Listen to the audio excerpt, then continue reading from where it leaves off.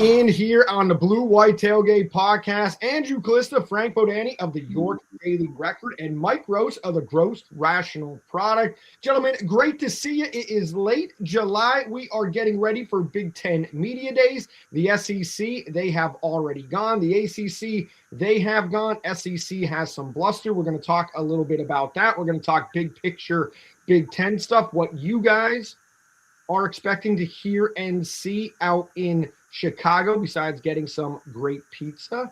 And also, we're going to talk a little bit about Pat Kraft as well. So, guys, let's start with Big Ten Media Days. You guys are set to head out there. You guys are traveling on Monday. Penn State goes on Tuesday. It's in Chicago. No more complaints about being out in Vegas, the show tunes, where it was just a blip on the radar. The main event in Chicago, Big Ten Media Days, what are you guys expecting to see? Right. Well, we get another debut of sorts from Matt Campbell meeting the football world. So I guess you get 6 coaches at a time. You get to see a little bit more about how he handles things, as handles the media, the interviews, kind of how he's the leader of the team in a sense, in a different venue, first time really for that.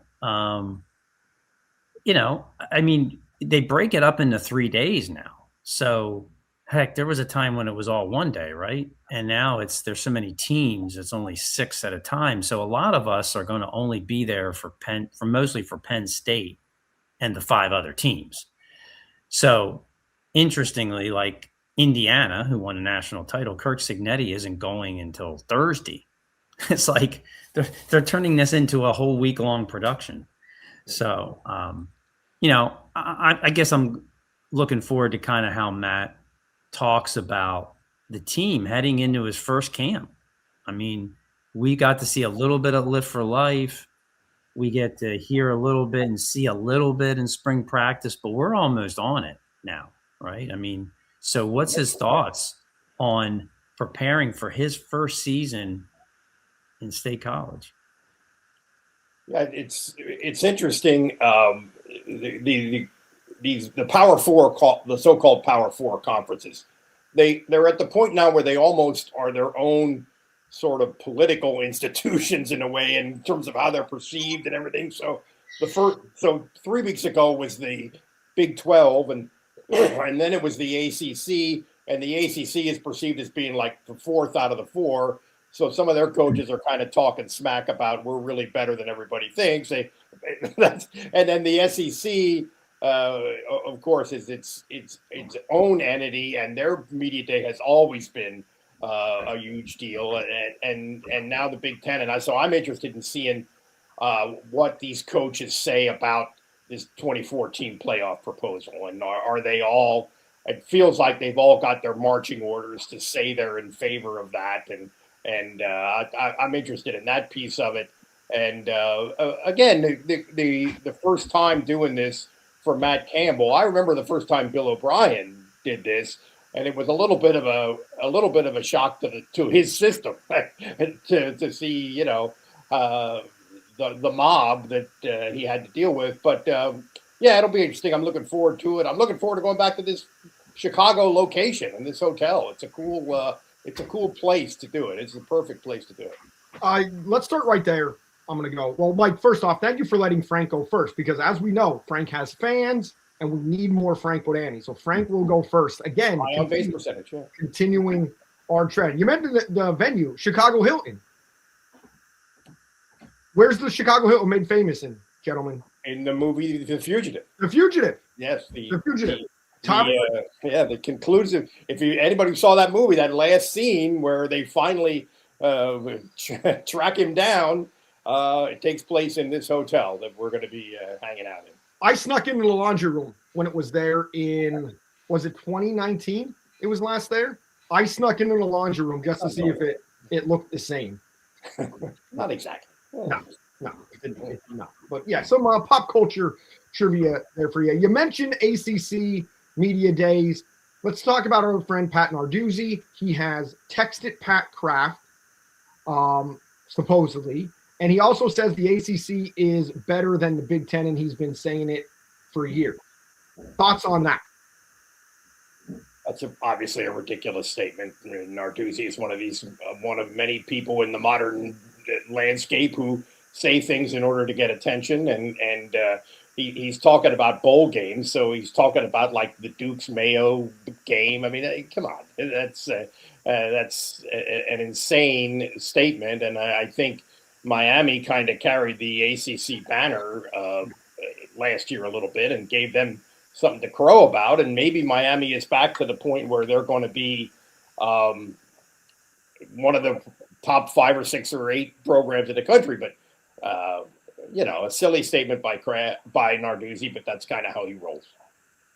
Hey, salute Pat Narduzzi. Okay, I'm having a tough time this morning. Hey, the deal is he wants to play. He wants to be relevant, right? He's got to do this. He wants to play Penn State again.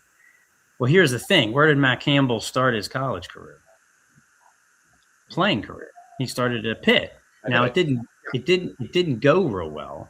Okay. He left to go to a Division III team, obviously, the best one in the country. But there's some connections there. And Matt Campbell does things differently than James Franklin. And, I think it could be interesting to see if maybe is there some light to get Penn State against Pitt again in the future? Well, that is. I didn't think of Campbell playing at Pitt. That's true. It is interesting though that Narduzzi and James Franklin had a relationship where they not constantly, but often would bust each other's chops in subtle ways, including with their using their votes in the coaches' poll to take shots at jabs at each other a little bit, and it was to some extent good natured, and to some extent maybe not. Maybe they really did annoy each other. So it almost feels like, okay, now we got this new guy. I got Narduzzi thinking we got this new guy here. I got to break him in. Let's start him in on the jab fest. But I don't know. I don't see Campbell taking the bait. Okay, well, I was just going to ask you. Obviously, I have Mike's answer. Do we see maybe a relationship here with the Pitt connection and, Campbell being from Ohio? A lot of people from Ohio will say Pittsburgh is their closest, favorite city. They relate to the Steelers, things like that. Are we maybe looking at a Dave Wanstead, Joe Paterno type relationship? I mean, because those two guys had a very unique relationship. And it was always, I thought, pretty complimentary. Joe would get in like subtle digs. Dave would get in like subtle digs. But you'd see them together more often than you would ever see Franklin and Narduzzi or any Pitt Penn State head coach combo since. I mean, we're talking about it, but the reality of Penn State's scheduling, I still think it could be far-fetched that there's a relationship building and that these teams will play each other again. I mean, schedules are so far out and there's no hint that Penn State will play Pitt. Or, I mean, how many people, I don't know, maybe you guys have a better judge of this. How many Penn State fans really even talk about this anymore? I mean, do they care? Do enough of them care? I mean, really care?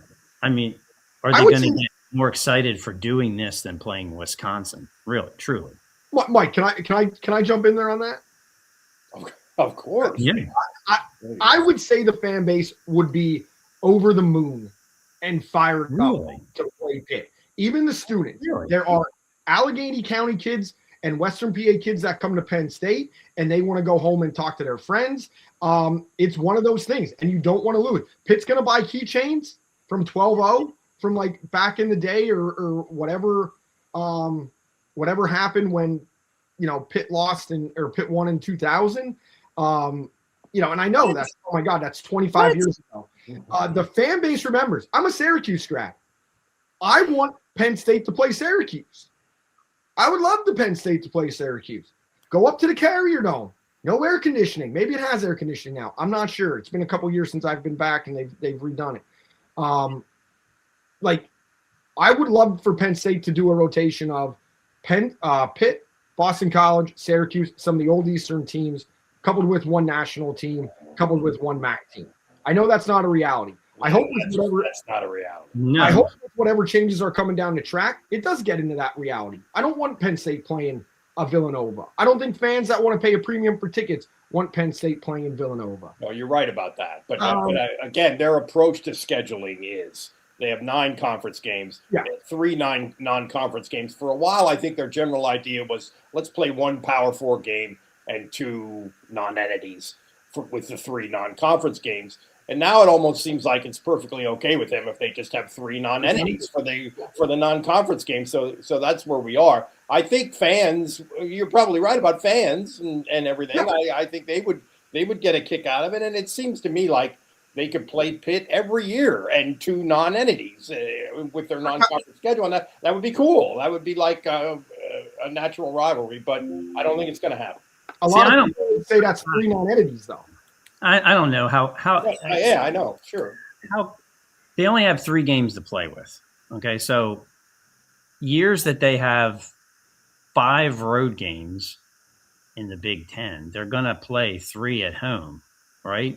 How do you get 3 at home if you play legitimate teams that want you to play there too? I mean, that's part of the problem. Logistically, more difficult than people think. Yeah. Yeah. See, I think that's part of what they're dealing with. It's they want the home game over the so-called competition of, and they can do work in Syracuse once in a while, but I just don't think the reality of it financially works for them.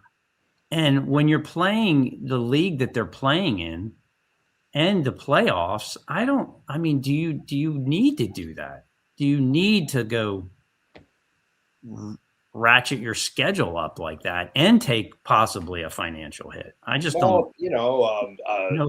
Iowa is willing to do it. I mean, Ohio State and Texas are willing to do it. That's a little different, but yeah, what Frank is saying is absolutely true. And interestingly, this year they do have the 5 home conference games. So they are playing a non-conference game on the road at Temple, which is a little unusual. Was very highly selective because, that's basically it's a road game, but yet another home game. Sure. In a sense, right? Which, by the way, going back to what Mike, you just said, Texas and Ohio State, they've found ways to make it work. Obviously, the brand of USC, it's worked over the years. The brand of Notre Dame, it's worked over the years. And I know Notre Dame is a whole different entity, but Michigan as well for those years. When you think about the rise of Clemson, remember 15 years ago, it was always Clemsoning. You would Clemson. Teams would Clemson. Clemson was supposed to do things. They'd always come up with a loss. Then all of a sudden, Clemson, it seemed like they were playing bigger games earlier in the season. They were playing, and this was before they won their national championships. They were playing in the Chick-fil-A, it was a kickoff classic type games, and they were playing on Alabama. That kind of coincided with the rise of Clemson. So in a way, to me, it would say, if you're going to play a tougher non-conference schedule and at least one of those games and give up it once, if it's not every other year, every third year to make this work, I would think you're going to attract better recruits, at least have something else saying, hey, this is another nationally televised game on a big stage against another marquee opponent that you're not going to have to wait till the college football playoff or your 2 conference games to showcase what you could do. You're going to be playing the best of the best. And that would be something to draw it in, also to draw in donors as well. Maybe I'm wrong. I don't know how that. I don't know if that's true or not. We should point out that Clemson is playing LSU for the 2nd year in a row in week 1, right? So that illustrates what you're talking about. I'm not sure. You're right. Different schools have different ways of thinking about this, and clearly but it's pretty clear how Penn State thinks about it.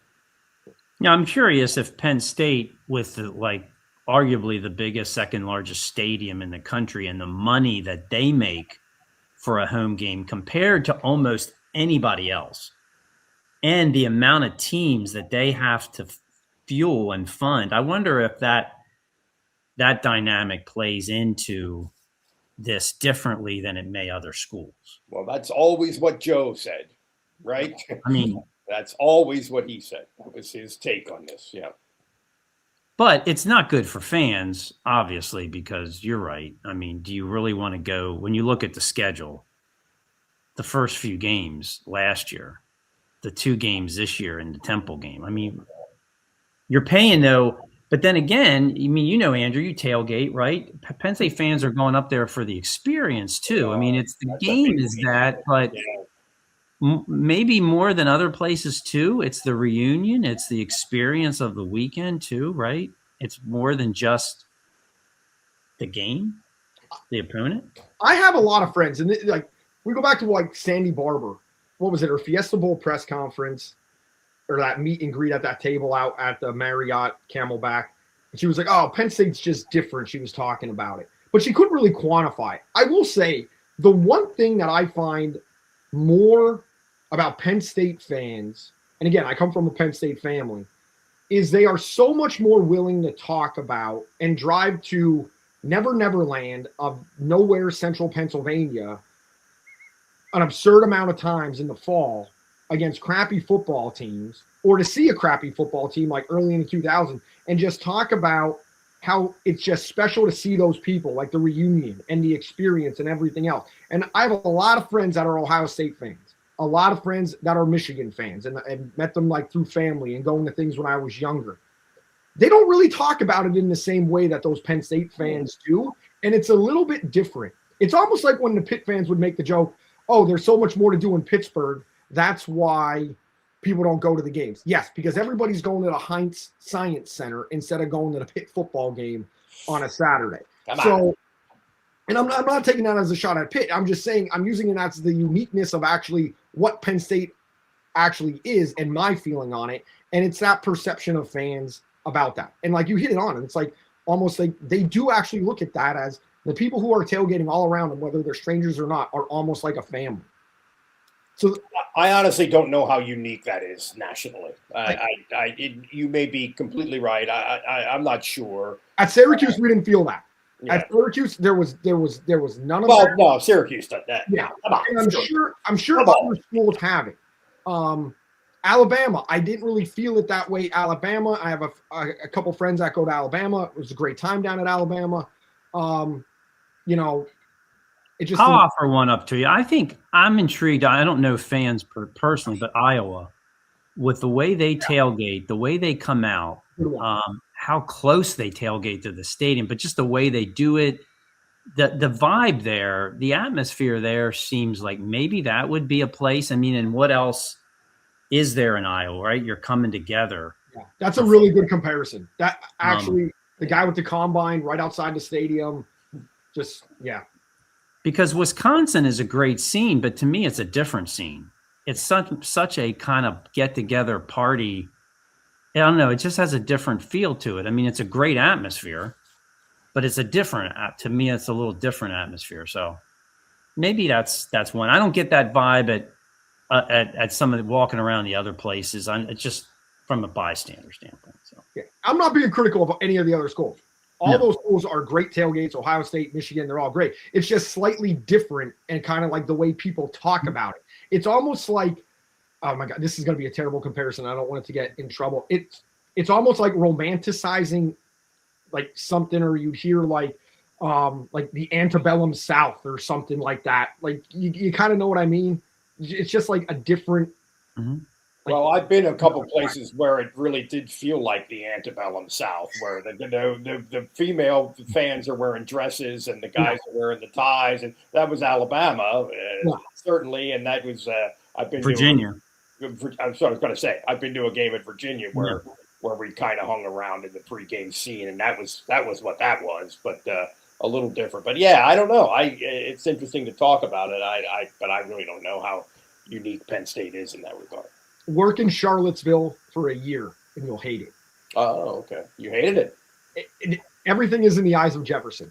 They promote that like you could not believe. In the eyes of Jefferson, I work in Charlottesville for 1 year. You'll grow to hate the University of Virginia if you're not a UVA-an. So well, Jefferson had a pretty strong resume, if I remember. I mean, he's a great guy. I'm a big fan of him personally. Yeah, you're founding father. Solid performer. It's a big year for Thomas Jefferson. He's getting a lot of play this year. Yep. Big overall all pictures. Pat Fitzgerald's back in the Big Ten, which I find awesome. He's one of the coolest coaches I've ever interacted with at a Big Ten Media Day, where he just came out to eat breakfast sitting in the last row of the media contingent and was waiting for his time to go, and was just hanging out. Nobody really bothered him. Obviously, when he was at Northwestern, but that's back. Matt Campbell's back. Michigan, new head coach. Michigan's AD, Ward Manuel, out. I mean, there's some big storylines for the Big Ten. And we already mentioned the 2014 playoff about they're going to do that. They're going to be asked about secession, or breakaway with the SEC. That kind of bluster that I don't think is really real. But Frank, how big a play do you think the talk from the SEC breaking away is going to have out in Chicago, Big Ten Media Days? I mean, I'm sure it will be. I mean, and here's the thing. There's kind of like these events have like a national bent to them, but there's also then the local team bent. Okay, so we have a pretty jam-packed Tuesday with Penn State, just focused on Penn State. We get Matt Campbell like 3 times. Yeah. Okay. And we get Penn State players. I mean, so, there's the Penn State focus or your team focus, and then there's the more national issues. So, yeah, that's going to be. I just don't know how that's like what Matt's going to have to say about this type of stuff nationally. I mean, being new to the league and new to a school, and but yeah, I mean, it's going to be a conversation, I think, over 3. But it's going to be over 3 days. It's going to be over 3 days. So I don't know. We get USC is going to be there when we're there. Mm-hmm. Illinois. I don't have the rest of them in front of me. I can't remember who they all are, but Ohio State will not be there. Oregon will not be there. Indiana will not be there the same day we were there. But again, I just think it's interesting how these conferences have come to represent a position on issues. We think of Big Ten and we think about this goofy TV, playoff expansion. We think of a SEC and we think of seceding from the union kind of thing. And it's happened before. Yeah, it's almost like the conferences represent something that's completely separate from each individual school in the conference, which is, I think, makes this a little bit more interesting as we head to Chicago. When you look at the Big Ten as a whole, I really do feel that the storyline is going to be what has to take place for the Big Ten to continue its dominance. And flip that from the last time it was at the Chicago Hilton. A reporter, and I'm not sure where, I don't think it was Teddy from the Chicago Tribune, but one Midwestern writer asked every single coach why the Big Ten was shut out and why. And I remember a Penn State head coach, James Franklin, scratching his head and saying very direct. Everybody just went right into it. James kind of filibustered about winning the division and not getting into the playoff and stuff like that. Do you remember that? Think about the time difference from this just venue alone and how the cycle has come back to the Big Ten dominance. How much talk is going to be about what's taking place from Big Ten leadership down to individual schools to make that dominance possible? Yeah, I think that's going to be a topic, and I'm not sure. I think it's easy to overreact to that. I think if you look, the Big Ten has won 3 straight national titles, but all 3 of them were like a separate entity. Like the Michigan title was kind of like a culmination with Harbaugh, and Indiana's title was this insane coaching performance, unprecedented coaching performance that maybe I don't think that could have happened anywhere, really. If it could happen in Indiana, it could happen in any conference. So I'm not sure that there's something we can glean about the Big Ten from the fact that they've won these 3 in a row. Although you're right, Andrew, people are going to try for that. People are going to want to talk about that. Yeah. Yeah, and there might be some talk comparing, or at least asking the question, how similar is Matt Campbell and Penn State this year to Indiana and Kirk Cignetti last year? Because, like you said, I mean, you can talk Indiana any way you want. They were not in any means preparing, in my view, to win anything before he got there. Okay, so the transformation is unbelievable.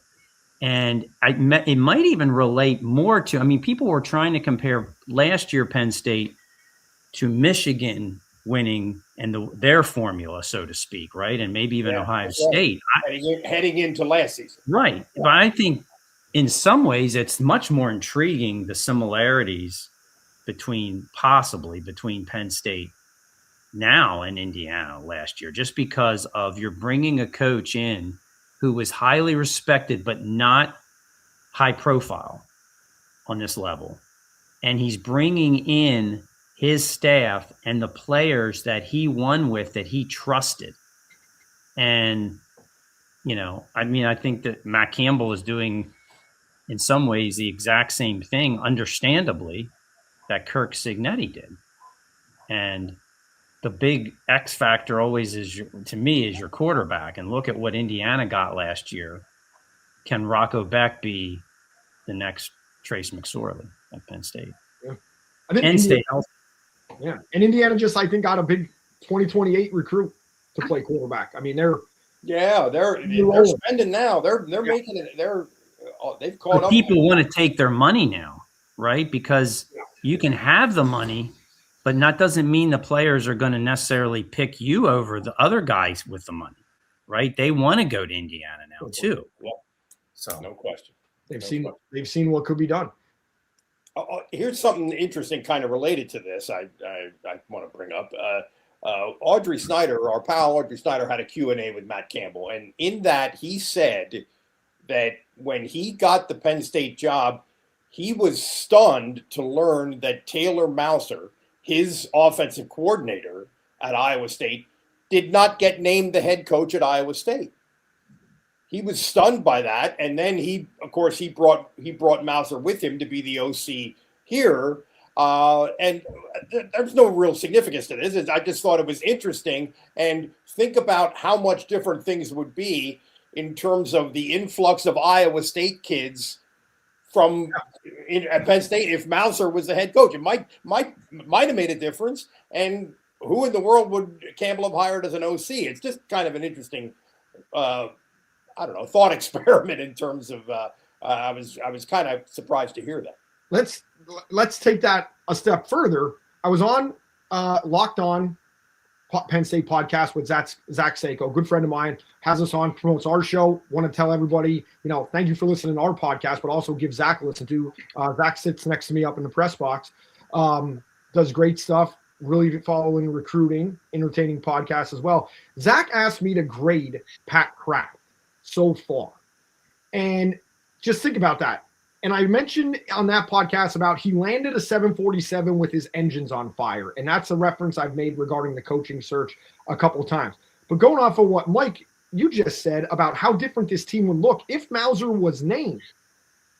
Yeah. If all those transfers didn't come, or even half, with the timeline of Penn State hiring Matt Campbell, we could be looking at the way Matt Campbell would have had to fill out this roster. If, say, 15 transfers didn't come, you're looking at a whole different Penn State team regarding experience, regarding possibly talent level. And then we're having a different conversation. Like I said, Pat Kraft maybe a B, because he does have some wins, but there's some, big things that I think Penn State has come up short on. Winning as a whole, as an athletic department, we've talked about that on this program.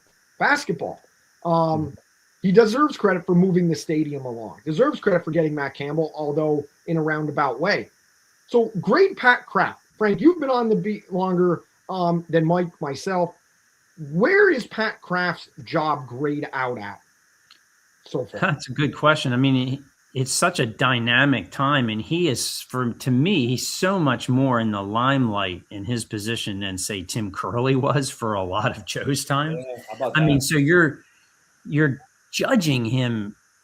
How do you put it? I mean, it's volatile in a sense to me, and his personality is a little kind of plays into that as well. I mean, so, the B, I guess, there was the so-called alignment, I think, when he got here, and you could feel like, okay, if there was an issue with football support, that was being taken care of. So, I mean, I think that's a positive, knowing what Penn State is in this day and age in college football. That's a win. I mean, you kept the wrestling program intact with Cale Sanderson and company. There was no way that was going to splinter, even though there were some rumors that maybe things were not going as smoothly at the top.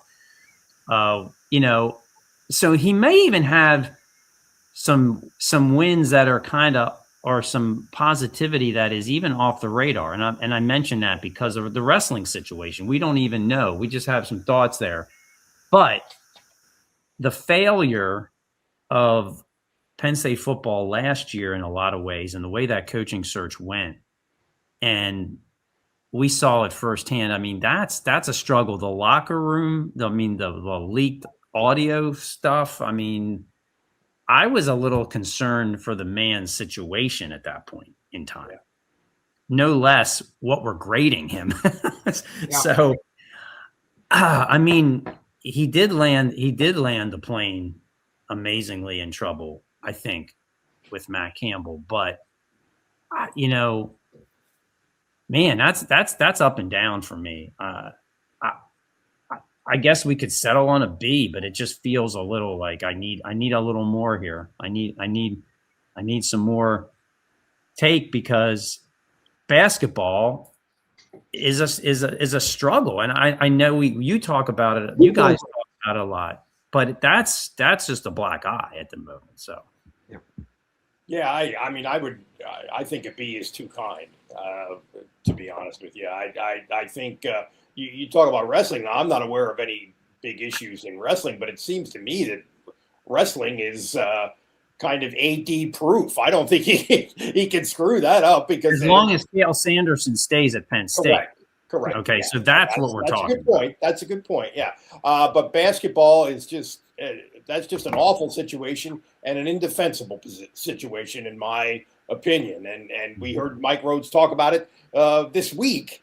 I saw Mike Rhodes last month, and we talked about it in some detail. I ran into him at a high school event of recruiting, and I mean that's indefensible in my view. What's going on with their basketball program in terms of spending, and I think to some extent he got lucky in all of the football thing, including the leaked audio message. He got lucky that all ended up in what we think is a positive way, but I mean, I can't give him more than a C at this point.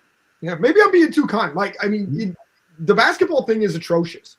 What Mike Rhodes has to go through, I hate to use the word unfair because it makes me seem soft. It is. Penn State has put themselves in an unfair position.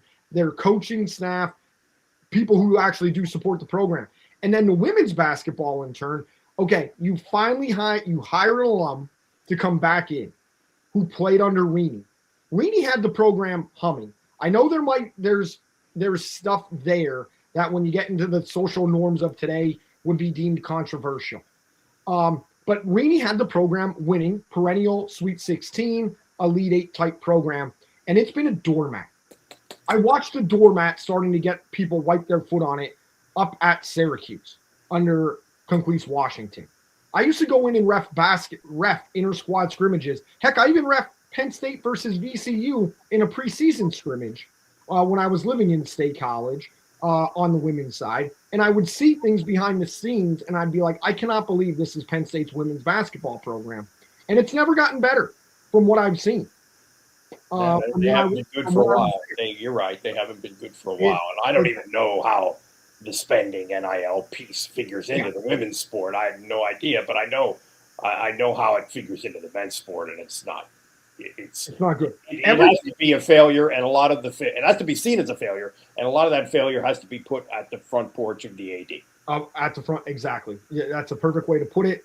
The programs Penn State is best in, they've invested in year over year. While I think it's great Pat Kraft wears the volleyball ring for a national championship to promote the women's sports and the success of that program, rather than taking an easy way out of aligning all 5 fingers with wrestling championship rings, something has to be done with other programs to win. And I get you can't compete in every single program, and Penn State has what? No, you can't. That's right. The third largest athletic program in the country, or is it the second? I'm drawing a blank. Got to be up there. I don't know exactly. Total number of varsity teams. Something has to be done about men's basketball because when Pat Kraft talks about raising revenue, there's only one other sport where you're going to pull revenue from, and it's getting more money out of the basketball program. And the old saying is you got to spend money to make money, and Penn State hasn't been willing to spend any of that money. So as you guys go out, you guys flying or driving to Big Ten Media? Flying. I'm flying. Fine. Oh, yeah. You guys, classy. It's Chicago, Andrew. You know how long a drive that is? That's a little bit of a haul to drive. Imagine getting a phone call saying from your boss, hey, I don't want to go to Chicago. We're going to send you, and it's 9:30 on a Thursday, and you have to drive out the next day, 9:30 at night, and you have to drive out the next day. No, I can't imagine. But I was used to people backing out of assignments, so I already had my bags packed that previous Monday, and I drove right out to Chicago. Took my wife with me. Yeah, I don't take a sick day, took her out with me. But I've made that Chicago drive many, many times. So, Good God. I never have. Not fun. Actually, I like driving. So even if I was by myself, it was pretty fun. What are you thinking about on the plane ride? If you're flying from Baltimore, if you're flying from Harrisburg, what are you thinking about on the plane ride? About wheels touchdown? What am I asking Matt Campbell? With 3 meetings, previous coach James Franklin used to only do 2 because I'm assuming Campbell has the podium for the big ones, the breakout podium, and then he's meeting individually with you guys. We'll have a chance. Nothing would annoy me more watching every other coach meet with their local media in a sidebar and watching certain people walk all across Lucas Oil Field and not meet with the local media who made the trip out to Chicago. That used to drive me insane. But what's the number one thing you guys want to, without letting any cats out of the bag? About Penn State's football team In general. I think a lot of what I'm interested in is sort of conference-wide stuff. Here's what I think is kind of interesting. All of the players and coaches from Iowa State seem kind of wide-eyed about this. They seem like they're very conscious that we're stepping up in scope and in the size of everything.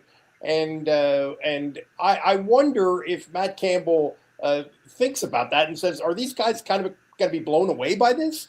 I mean, that's something I'm interested in, and that's probably a reach a little bit, I guess, because certainly he's not going to say, oh, my God, I think they're overwhelmed. But that's an interesting piece of this, that every time you hear these guys talk, every time you hear Mauser talk, for example, he talks about how, I can't imagine what it's going to be like to go in that stadium and blah, that sort of thing. I wonder if that could be a real positive for Penn State, the understanding of what it takes to step up. But that's something I'm kind of interested in as an issue. What I'm going to be thinking about, well, we might have a chance to hit up Pat Kraft, actually. So yeah. What's that conversation going to be like? That would be before we hit up Matt Campbell and the rest of the coaches. So what's that about? What are we going to ask him? What's he going to have to say? Also, where are we going to eat dinner if Monday night?